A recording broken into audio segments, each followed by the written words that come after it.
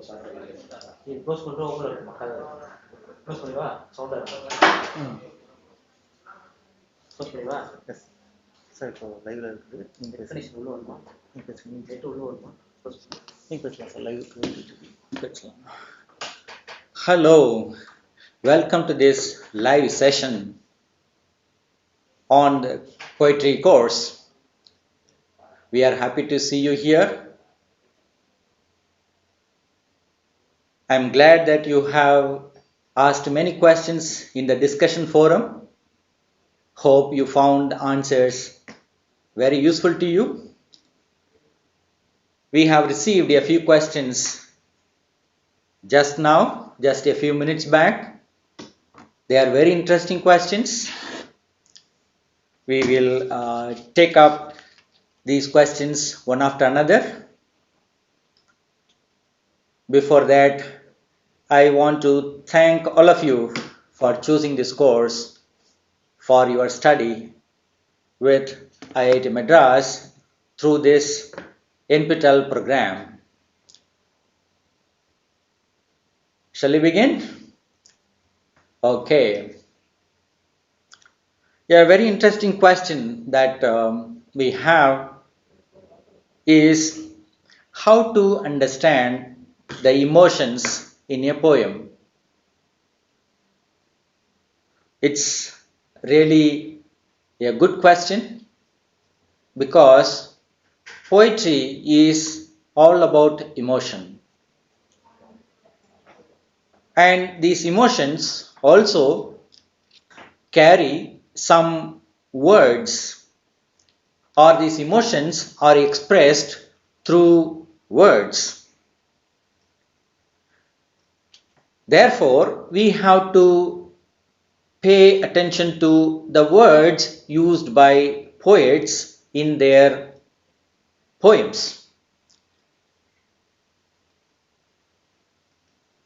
The words can be used subjectively, objectively, with a neutral tone, and all that. That is where we have to see the connections between words, and sometimes the punctuation marks like comma, question mark, apostrophe, and many other question marks will help us to understand. If there is some kind of surprising emotion, you will find an exclamation mark. If there is a sense of doubt, you will have this question mark. So if there is a sense of satisfaction, a sense of completion, you may have a full stop. And if that something is incomplete, you will have a comma. From these kinds of written marks, we can understand some of the emotions. But then we have to realize that these are only substitutes. They are not really communicating the actual intended emotions. We try to understand through these signs or symbols.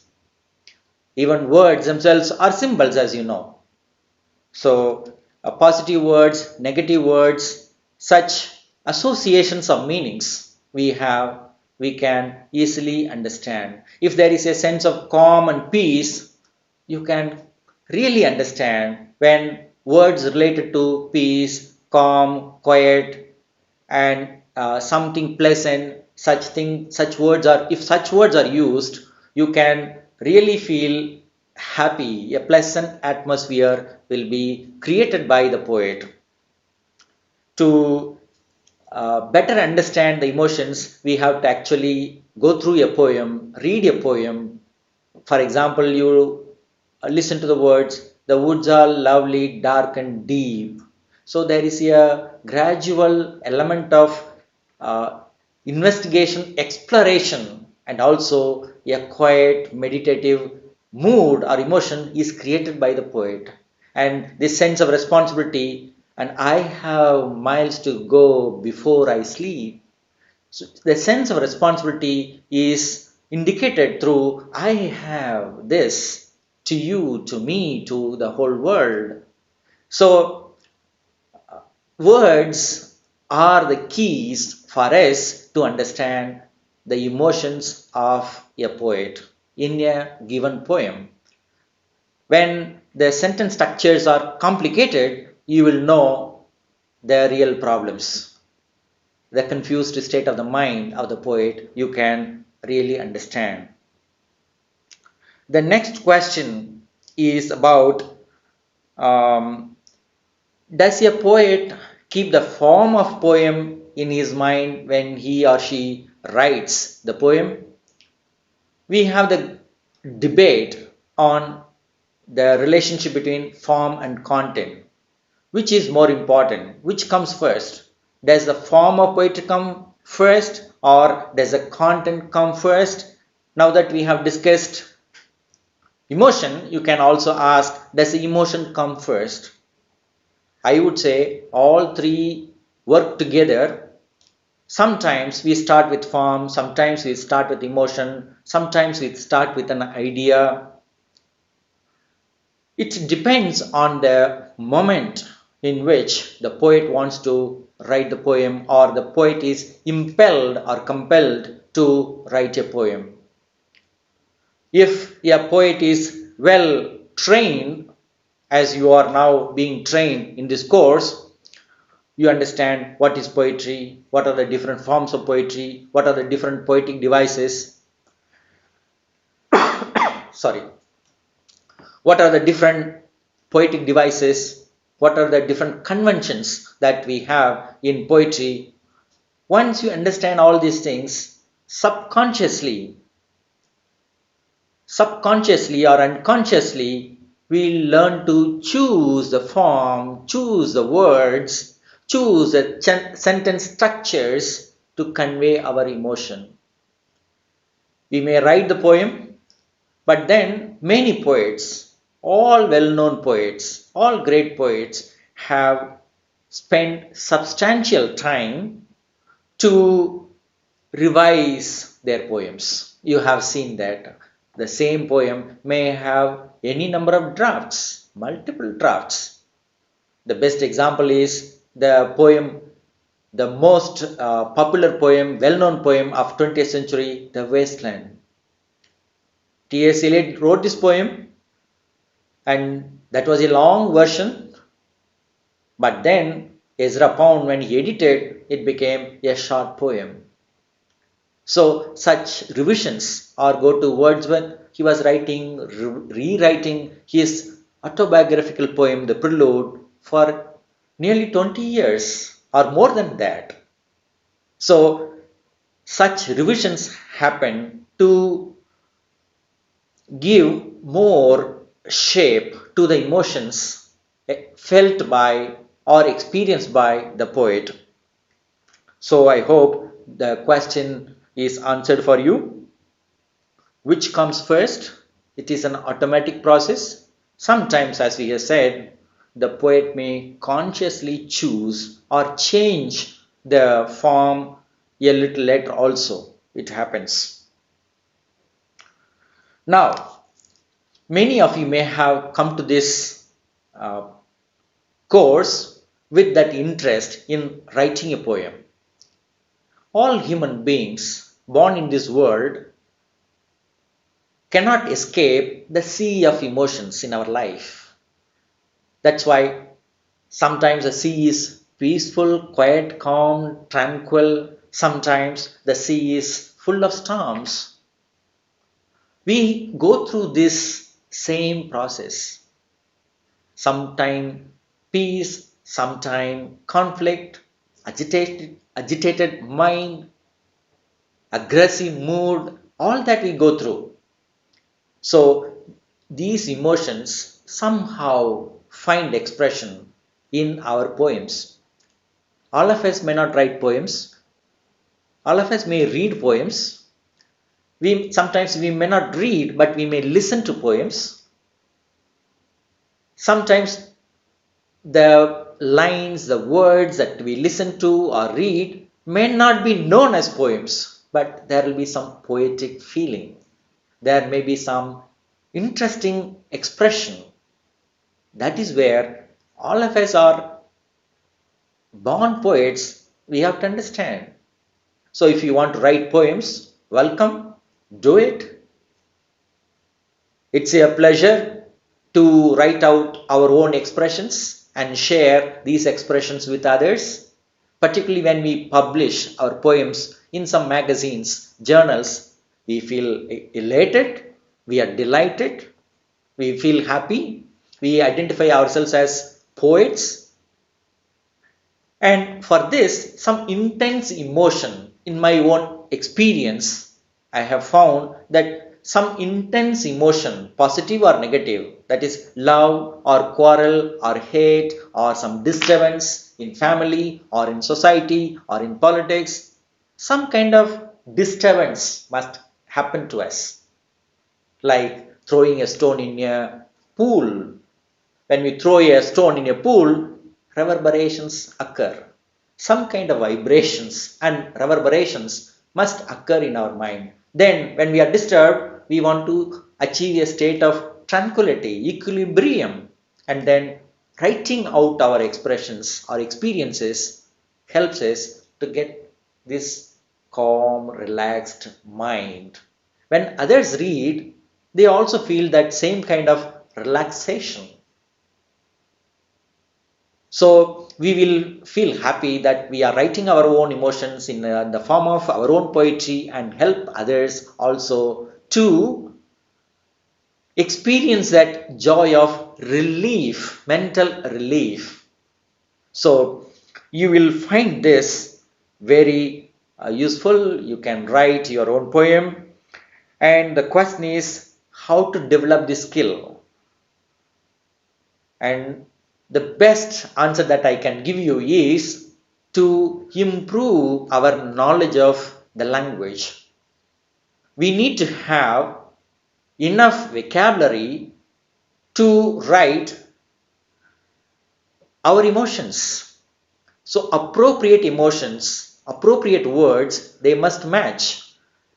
So we may have emotions, and if we have enough number of words to choose from, then we can match. That is one thing. Another thing is to read poems by others, how they have expressed themselves. That's what you are doing.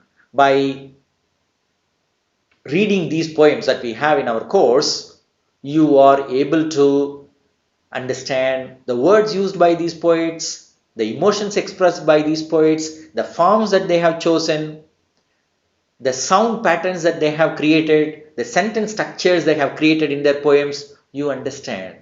So we imbibe such patterns, words, emotions in our own self, and then we can express ourselves very clearly.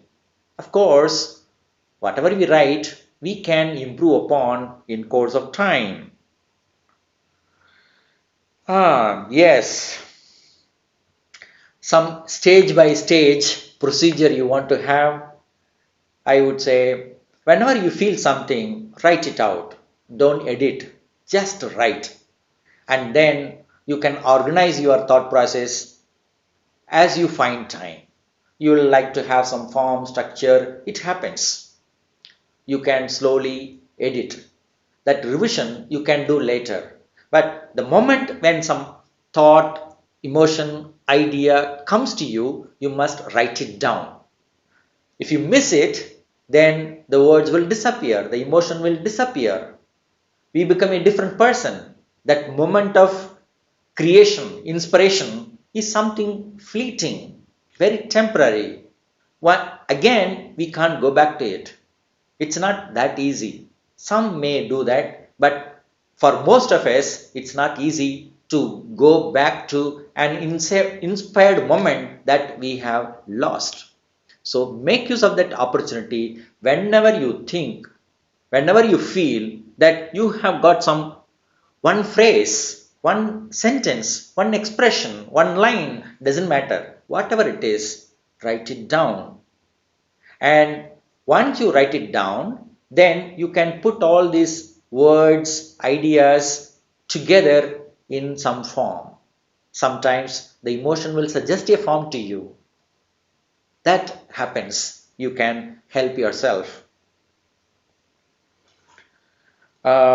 Yes, many writers, particularly poets, have expressed their own experiences. The best thing is to read about the creative process. What is involved in the creative process that we have to understand? In the creative process, the most important thing is to visualize, to imagine, to see, and to see and give expression or to give shape to that vision. That's what we have to do. So it's possible.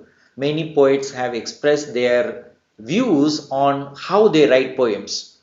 The best place for you is to go to Poetry Foundation webpage. Lots of articles you have from the poets, from critics, and now and then we find some interviews with the poets, authors. You can read, and if you Google uh, the art of writing poetry, the composition of poetry, many individuals would have shared their experiences. For example, we have this poet Robert Frost in our course. He has an essay, The Figure a Poem Makes. So if you can read that essay, you will understand the creative process used by Robert Frost. But then that process may not be suitable for you. Each one is an individual. Everyone will have to find his or her own way. That is the beauty of life. Everyone's life is different. We may live in the same place, we may live in the same country, we may use the same language, we may live with our own family members, but then each one is totally different. The emotions are totally different. That's why we write about the same theme of love, the same theme of death, the same theme of nature continuously. Ever since mankind came to this earth, most people who felt deeply, intensely about these experiences, they have written. They continue to write the same love, the same hatred, the same anger, the same fear. Emotions are emotions. We continue to write about these emotions from our own point of view, our own perspective, our own forms that are available to us. So, whatever is available to us now, we make use of. Then, very interesting question again. When we read a story, we don't have any problem. We understand it easily. When we read a poem, even if it is a short poem, we may experience some difficulty. Why is that? We have difficulty when we read poems. That's a question. It's very interesting because this is one of the reasons why many people don't come to poetry, or they don't write poetry, or they don't read poetry with this simple assumption. I would say it's a myth, it's not true. It's a myth, it's some kind of falsehood propagated by people without understanding the real nature of poetry. I came across a beautiful sentence by T.S. Eliot. I have shared this with you in one of the lectures.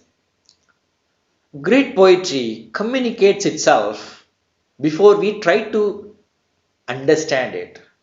So, communication of emotion, communication of idea is inbuilt in the poem. Just we have to go to it and we have to wait. A little patience, pace. Just from the beginning to the end, we read the poem and then we get involved in that poem. Pay attention to words, sentence structures. Gradually, slowly, you will come to know. The main reason for the difficulty, as far as I can understand, is the compression of emotions, the compression of ideas in a short poem. Whatever happens in a long period of time is brought in a short poem. A story may have 300 words or 3000 words, a novel may have 30,000 words or more, but then the whole novel is summed up precisely in a poem. That's why when we read poem, we understand the process of compressing, the process of expanding, explaining, that's what we do when we paraphrase, when we try to give a line by line explanation. Some learner has asked for this line by line explanation. We can, if we have only one poem, we can do it. We have a number of poems, that's why we could not give a line by line explanation, but we are trying to help you how to understand the poem yourself by focusing on the elements of poetry, the words, the lines, the feet, the metrical pattern, or the poetic devices, or the form. When you focus on these elements or aspects of poetry, you will come to grip with the poem. You can't escape it. You will get into it. Just a little patience will help you. Repeated reading is the best practice that can help you to understand. Never be afraid of poetry. Whatever difficult words are used doesn't matter. The main one of the other problems that I can bring to your attention is poets use figurative language. That means they say one word but they mean something else. For example, to refer to love or fear, we may use different images from our own point of view. So, a tree may be a tree of life, that is a symbolic. A river is a symbol of life. So, when rose is a symbol of love. Sorry. When we have such symbols, common symbols, we can easily understand. But then, when we have some uncommon symbols, individual symbols used by poets, we may have some difficulty. It doesn't matter, it's a matter of time. That's why it's not enough to read just one poem by a poet. It's good to read at least 4 or 5 poems to get a general understanding of the whole poet. Then we may be able to form some opinion, otherwise it's difficult. Then we have another question. Can we have some questions specifically for net examination? That's what I understand. Net eccentric questions. Yes, we may have one line. We may be asked to identify the symbol. We may be asked to scan the line, or what kind of meter, what kind of what kind of words, what kind of sentence structures, the different kinds of poetic elements or poetic devices, techniques. Questions may be there. When they are focused on particular lines, we will have difficulty. Or about the poet, we may have some which kind of incident helped the poet to write a poem, or where this poem was published, first published, second published, how many drafts, editions are there. Such questions may be asked, and this I have not prepared any such questions specifically for this kind of purpose. But when you go through our course, you will see that we have focused on various aspects of the poet, the poem, the general social condition, political condition, and we have compared one poem with another poem in some cases. We have also given some critical readings. And in some of these approaches or contexts, you will find some question related to your net examination. I am sure about it. Certainly you will find certain tips through these explanations that we have given. Next, we have how to choose the style of our writing. Remember, style is the man or the individual. We are our own style. Some poets who want to write poems start imitating others. In the beginning, it may be okay, it may be fine. We want to learn the craft of writing poetry. Poetry is actually craft. Craft means one has to spend time, long time, carefully to work with words. Words are our tools. forms or conventions are our tools. We have to work carefully, strenuously sometimes. We have to put in a lot of effort to write our poem. And then how do we develop our own style? Look at all the poets who have come. Chaucer is not Spencer, Spencer is not Milton, Milton is not Wordsworth, Wordsworth is not Tennyson. Sorry, Tennyson is not Browning, though Tennyson and Browning lived during the same time. And then Browning is not Eliot. Eliot is not Ezra Pound. They were contemporaries, colleagues, they helped each other. So each one is different. Each one developed a style of his own or her own that depends largely on the kind of exposure that we have. Exposure to language, exposure to culture, exposure to tradition, poetic tradition particularly, and also the experience, our own family. All these things are our friends. Everything will actually make us as a poet. So the style is the man. That's a famous quotation that we have. Our own individual self comes out very clearly through our own words. Then another question we have: what is the style of? So what is the best way of writing poetry? The best way to write poetry is allow yourself to write poems. In my student days, I read a poem and then I got interested in writing poems. I read a book called How to Write Poetry. Some such things, when something occurs to us, when something happens to us, we go in search of the mechanism, the method by which we can write poetry. I don't know how much that book helped me, but we go through that process. We train ourselves.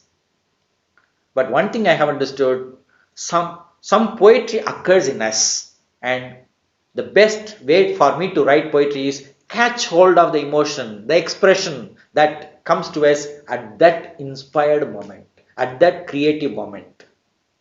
If we forget it, if we neglect it or ignore it, then the poetry escapes from us. Just like wind, it comes and goes. And we must be prepared for that. That is actually, that preparedness is that inspiration.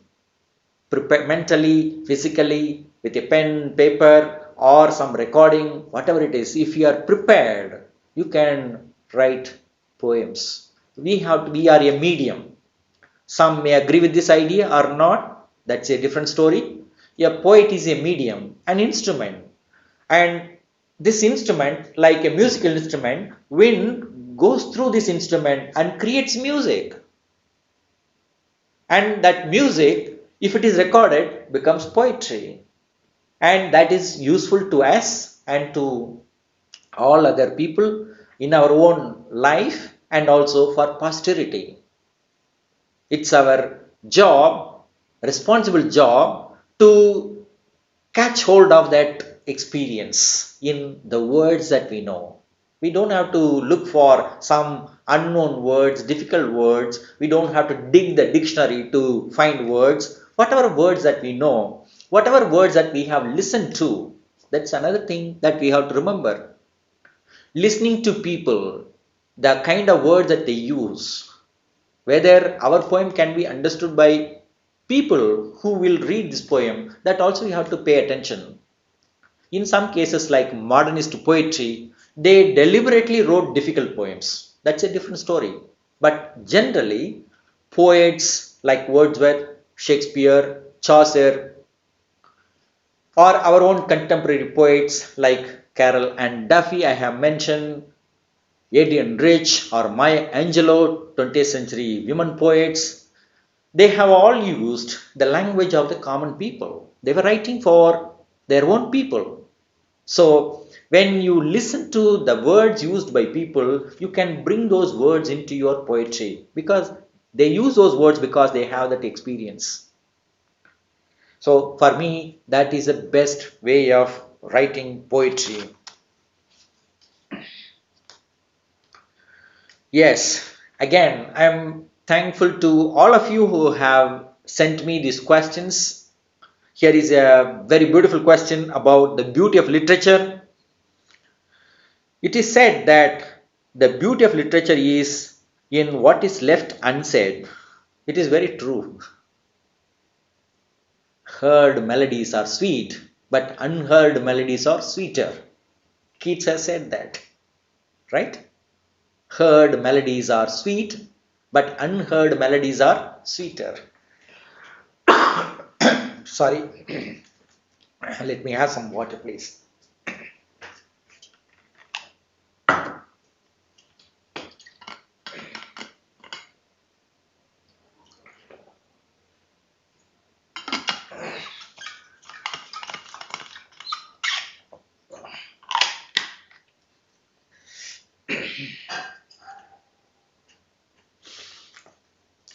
For me, as I said, this is very true.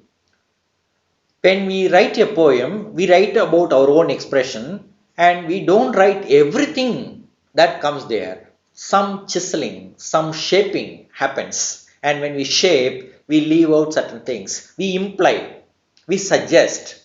That's why we use indirection. Communication by indirection, communication by suggestion. That is poetry. Communication by symbol, that's poetry. We don't say exactly what we have in our mind, and we use some symbols or techniques for people to understand. So, unsaid is as important or more important than what is said. In all communication, not only in poetry, everywhere, we say something, but we don't say something else. So, literature is all about concealing and revealing.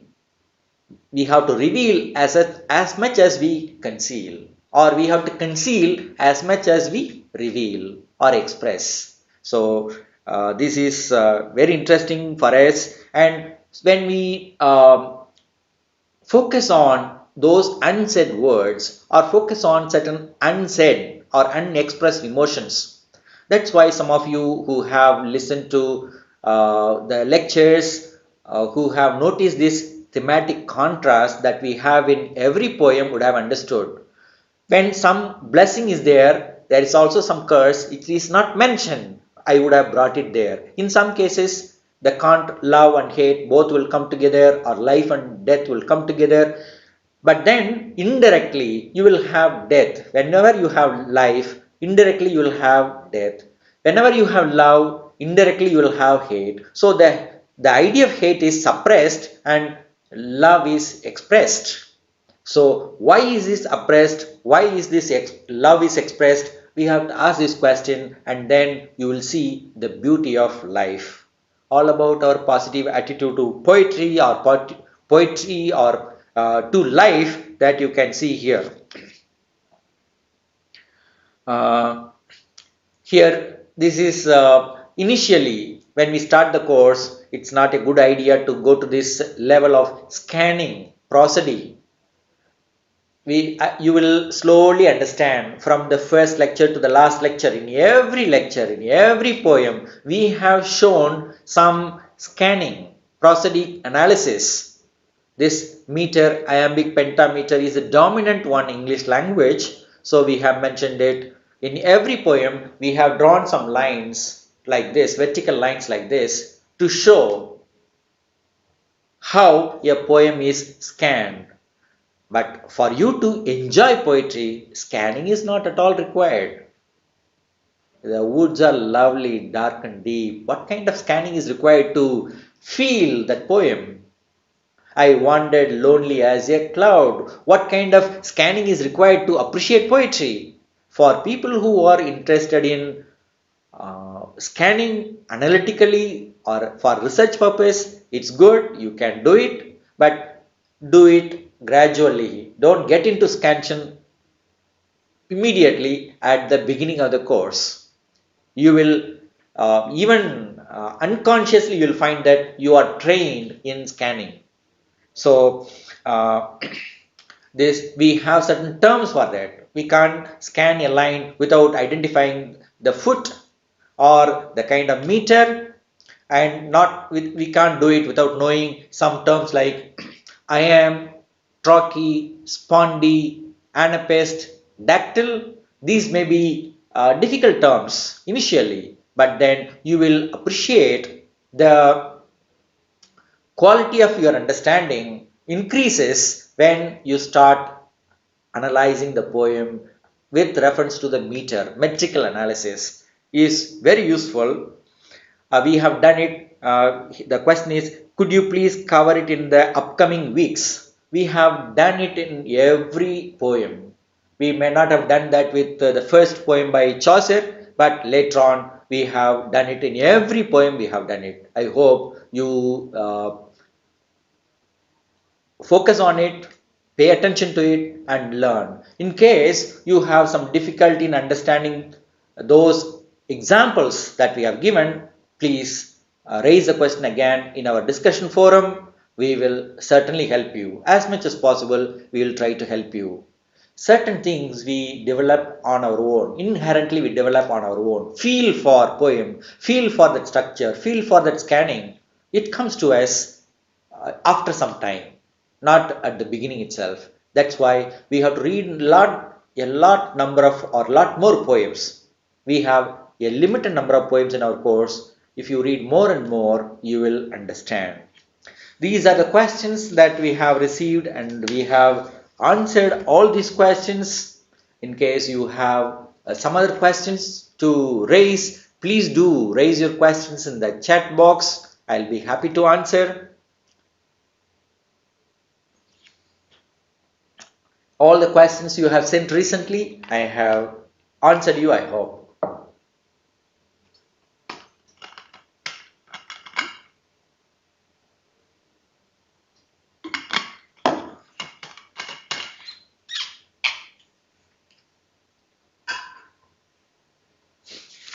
Okay, now I can go back to some other questions that you have raised in the discussion forum. These are practical questions. Some of them are practical questions. What about the transcript? When can we get it? It will be easier for us to understand the lectures. Some of you have asked. Please bear with us. The process has already been started. One week after other, you will find the transcripts soon. Meanwhile, you can make use of the lecture notes. In the PPTs are given to you along with the videos. You can use the lecture notes to help you. That's the best thing at the moment you can do. Next is poetry reading or writing a transferable skill? We talk about soft skills. These are transferable skills, generic skills, which can be used in different contexts. Very true. Poetry writing and reading, appreciation, everything is transferable. One of the best skills that we develop when we read poems or when we write poems is our own linguistic capacity. We increase or enhance our linguistic resources to express ourselves very precisely, exactly, concisely. Go to any kind of writing workshops, even research writing workshops, business writing workshops. You will find people writing long sentences. So you will have to reduce the number of words in writing, and poetry is the best way because poetry is all about compression. Thank you. We have some more questions here in the chat box. Now, what is the difference between metaphysical poetry and any other poem with metaphors? Good. When you ask questions like this, you will have more clarity. Metaphysical poetry uses metaphors. For that matter, all poems will use metaphors, right? So you have, just because your poem uses metaphors, it doesn't mean that is a metaphysical poetry. In the early 17th century English literature, we have a specific form of poetry called metaphysical poetry with John Donne Andrew Marvell, George Herbert, Henry Vaughan, and other poets. Why is that poetry alone called metaphysical poetry? If you raise a question like that, that will be good, because metaphors have nothing to do with metaphysical poetry. All poems will have metaphors. In the case of metaphysical poetry, what happens is metaphors are used in a special way, in a far-fetched and imaginable way. Normally, we use metaphors in our common speech or in our writing, but in the case of Donne, Marvell, and others, they use metaphors quite ingeniously, intellectually. In That's why we call them far-fetched comparisons, unthinkable for ordinary people. When we use metaphors in such a way as we have in the sun rising or the canonization, how can we compare lovers with the saints? Normally we don't do it, but that's what Donne does in his poem canonization. How can we think that we can speak to the sun and tell the sun, don't come into my bedroom, go away, go around the world, take care of yourself? This kind of unusual relationship between an ordinary event of the sunrise or sunset or movement of the sun and the way of life, the love life that Donne has with his own lover is something interesting. That's why we have this metaphysical poetry in that context. But we have metaphysical poetry in another context, philosophical poems. That's why if you have listened to that lecture, you will find Dante is called a metaphysical poet, but his poetry is not called metaphysical poetry. Metaphysical, philosophical poet. A philosophical poet thinks about the questions of life, larger questions of life, cosmos. When was the world created? What is the role of man in this world? What is the relationship between man and God? When you ask some questions, larger questions like that, then that can be called metaphysical poetry. There, you need not use far-fetched metaphors like Donne. So that's it. I hope it is useful to you. Then another question we have, how can we become familiar with poetic vocabulary for easy understanding? Simple. Read at least 10 poems and listen to the lectures that we have given. And in every poem, we have identified some poetic devices, and these are technical terms that are used. And if you want to have some compendium or something like a list of terms, the best place for you is Concise Dictionary of Literary Terms or M.H. Abrams, a glossary of literary terms that will help you. You have to repeatedly look at them, or if you read a book on poetry appreciation, you will find some explanations. Our own book, the textbook that we have used in our course, Norton Anthology of Poetry, has some examples, explanations. Such examples and explanations will be very useful. We don't have a lot number, just about 200. In our course, we are using less than 50 poetic vocabulary like that. It's not that difficult. Some metaphors, similes, nectachy, metonymy, paradox, antithesis, various polysyndeton, asyndeton, inversion, or hyperbaton. Some less than 50 words we have. Just listen to the lectures, look at the examples, remember one example for each. That's the best way. Remembering a term, definition, and an example for that is the best way. For example, antithesis, we have given an example in our discussion forum. To err is human, to forgive is divine, as an example for antithesis. Remember that. For paradox, we have a beautiful example in Robert Browning. When you come to that, you will find less is more. Less, how can that be more? That is paradox. So, certain terms like this we can easily understand. Next, don't worry, you can easily understand. Epigram, a short sentence like a proverbial statement. Proverbs, we don't know the authors. This epigram is like aphorism, just one sentence or one short brief sentence that tells us about, it summarizes the human experiences. That's why poetry is very powerful. Instead of reading one a 10,000 word novel or 10,000 line poetry, you can, if you read some short poem, you can easily understand. So we have given this, the paths of glory lead but to the grave. That's an epigrammatic statement from Thomas Gray. We have given an example from Milton's poem, they also serve who stand and wait. So these are certain sentences. Just in one sentence, you sum up the whole attitude to life, whole experience of life. So that is a short, pithy saying. That is an epigram. Then we have a question. Yes, interpretation is a problem. Can we interpret a poem in our own way? And how does close reading help? Close reading is a method that we normally use in reading poetry, and close reading is a method that we adopt in literature for all kinds of interpretations, poetry, drama, fiction, short fiction, everything. We have to read closely. Closely means we have to pay attention. That's where the unsaid, the unexpressed, reading between lines, that's what we have to do.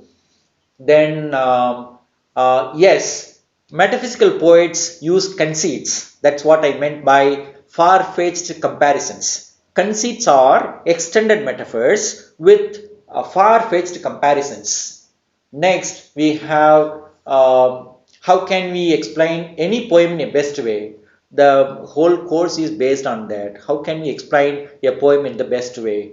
Thematic contrast, identify the theme, identify the techniques, identify the form, and then give an overall impression. I got this idea of this method to express or to explain a poem from John Peck, How to Study a Poet, that I have given as a reference in our course. You can refer to that. That will be very useful. Yes, we have next question. Is poetry eligible for literary criticism? Yes, of course. Literary criticism, actually, when you go to poetics, you will find that drama was written in the form of poetry in Greek literature or in Roman literature or even in English literature or even in our own Indian literature in different languages. Literature started in the form of poetry. That's why language is metaphorical. I am glad that that conceit and metaphor is still there.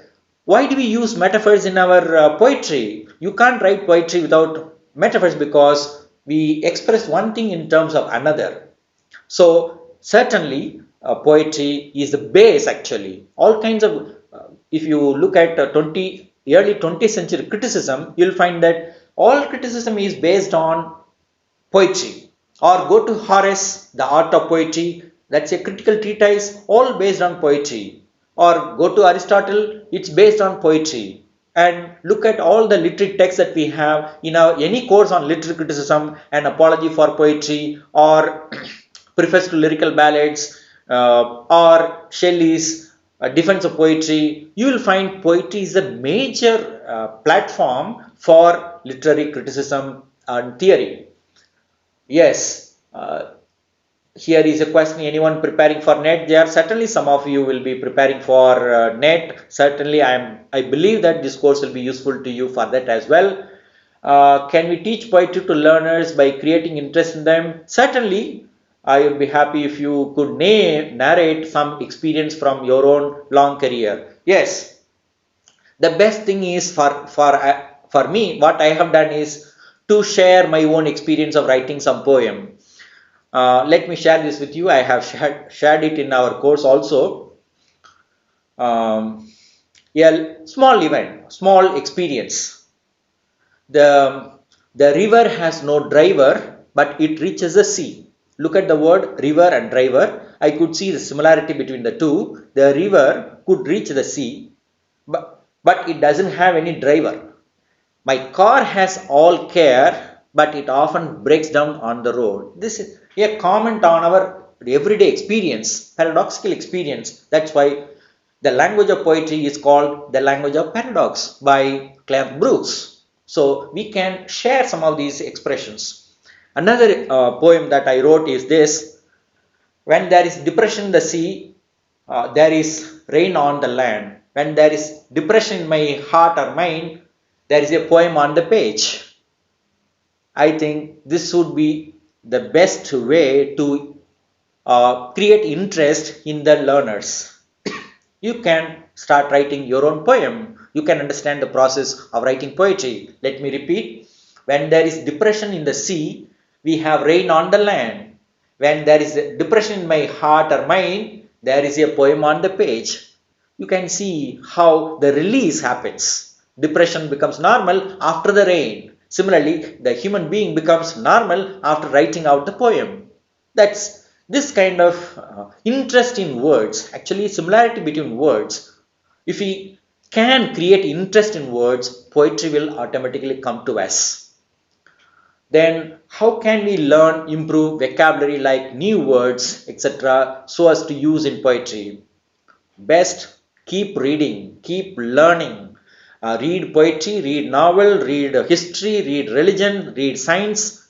Don't confine yourself to poetry alone. That will not help much.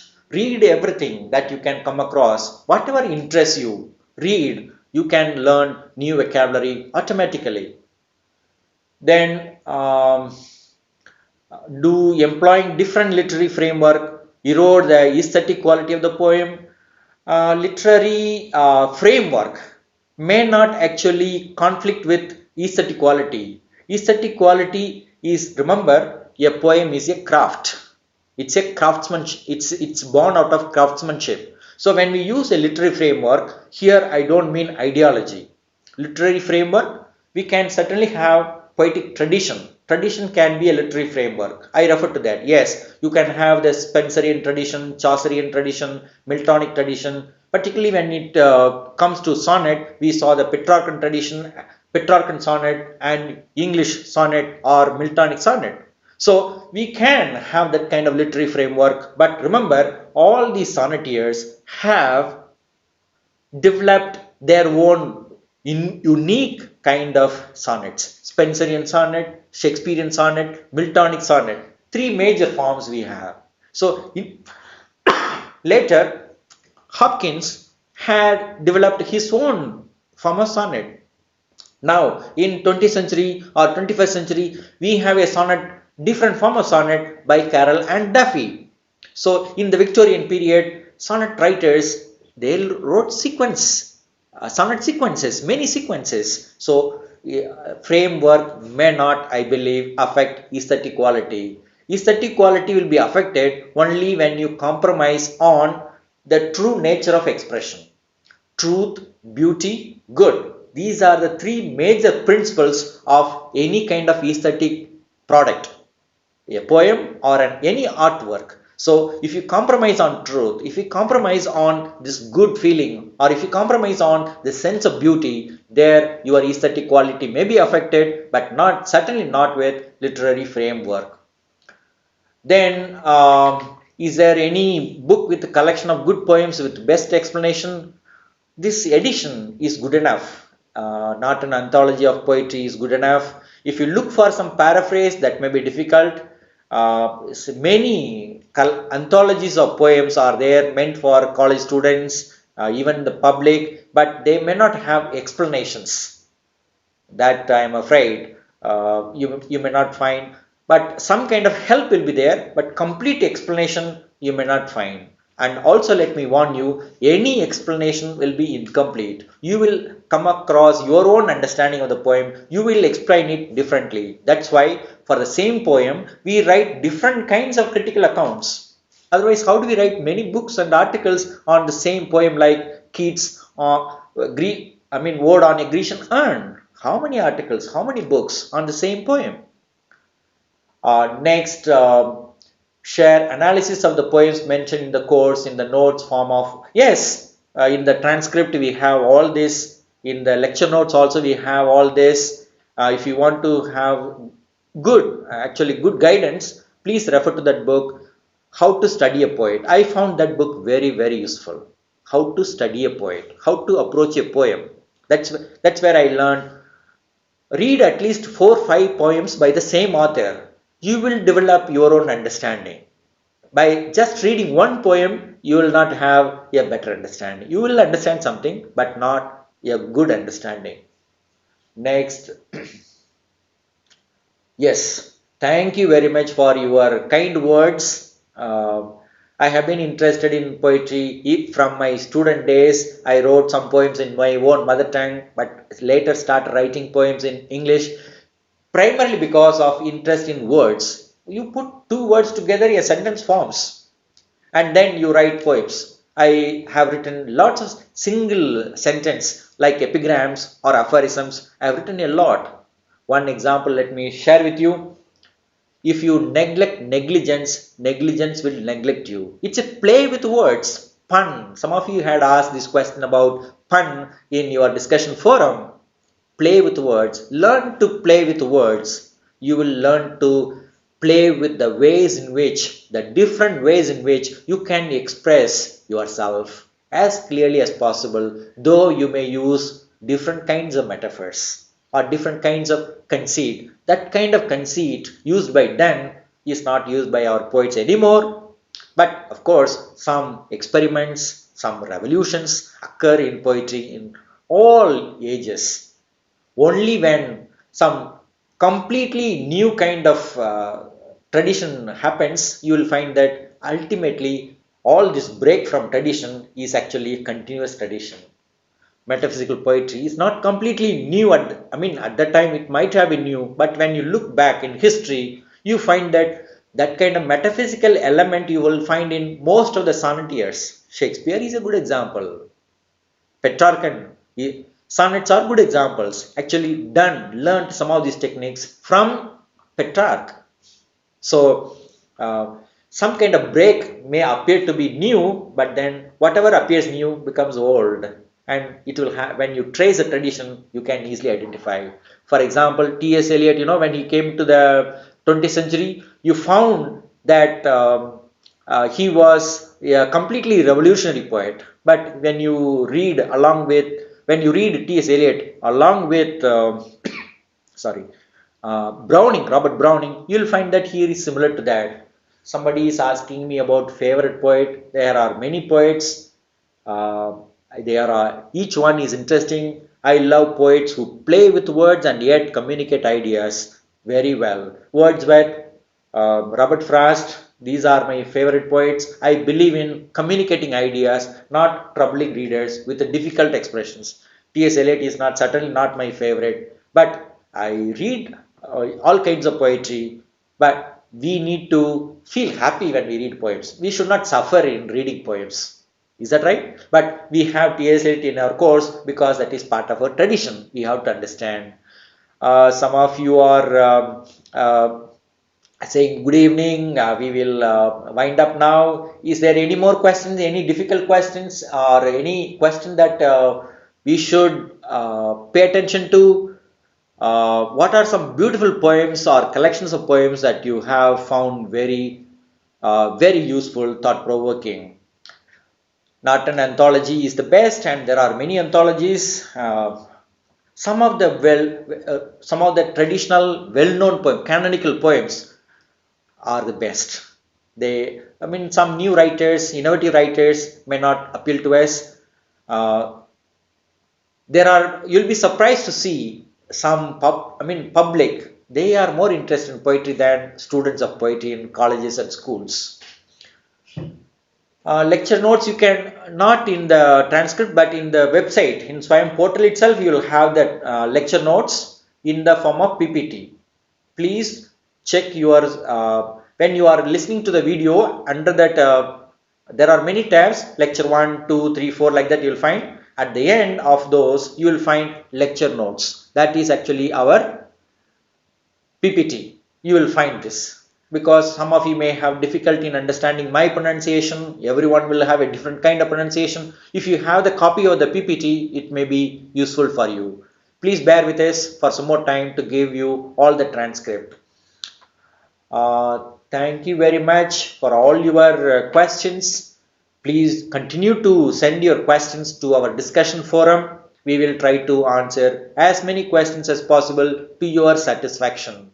And poetry is all about, yes, please tell a good way for writing poetry answers. Yes, yes, we have to write answers to poems, I mean questions on poems, I will certainly address this question in the next live session. It will take some time, at least 5 to 10 minutes it will take, how to approach a poem for the purpose of writing an answer. Certainly I will do that. Thank you for this question. Do send your, or we will try to give an answer in our discussion forum, particularly for this question, how to write an answer to a question on poetry. Please remind us through our discussion forum. Thank you very much.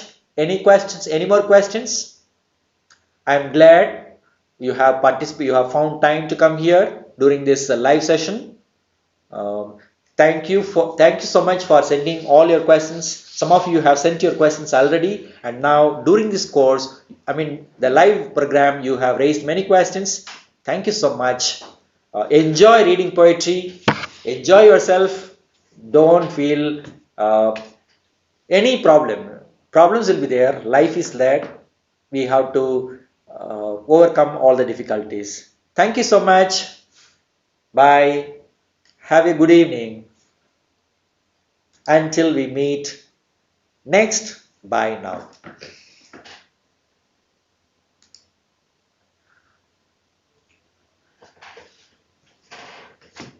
Yes, sir.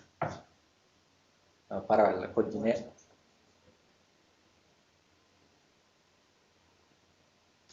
ஓ யூடியூப்ல முடிகிற வரைக்கும் நான் அப்போ நான் ஏன்னா எங்க